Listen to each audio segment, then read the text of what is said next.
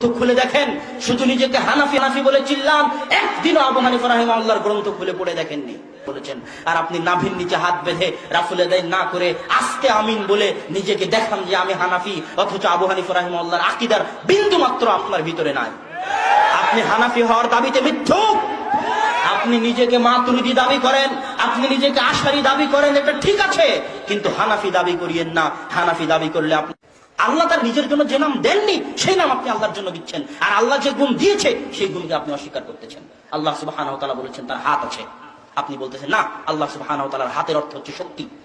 আল্লাহ সুবহানাহু ওয়া তাআলা বলেছেন তিনি শেষ রাত্রে নিচের আসমানে নেমে আসেন, আপনি বলতেছেন না।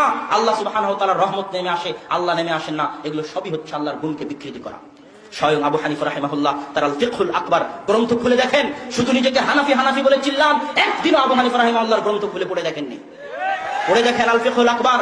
স্বয়ং আবু হানিফা রাহিমাহুল্লাহ আল ফিকহুল আকবরের মধ্যে বলেছেন, তিনি বলেছেন যে ইন্না লিল্লাহি ইয়াদ, আল্লাহ সুবহানাহু ওয়া তাআলার হাত রয়েছে। কেউ যদি বলে আন্না ইয়াদাল্লাহি কুওয়া, যে আল্লাহর হাত হচ্ছে শক্তি, ফাহুয়া ইবতালুস সিফা, তাহলে এটা হচ্ছে আল্লাহর সিফাতকে বাতিল করা, আল্লাহর সিফাতের অর্থকে বিকৃতি করা। এটা হতে পারে না, স্বয়ং আবু হানিফা রাহিমাহুল্লাহ বলেছেন। আর আপনি নাভির নিচে হাত বেঁধে রাফুল আদায় না করে আস্তে আমিন বলে নিজেকে দেখান যে আমি হানাফি, অথচ আবু হানিফা রাহিমাহুল্লাহর আকীদার বিন্দু মাত্র আপনার ভিতরে নাই।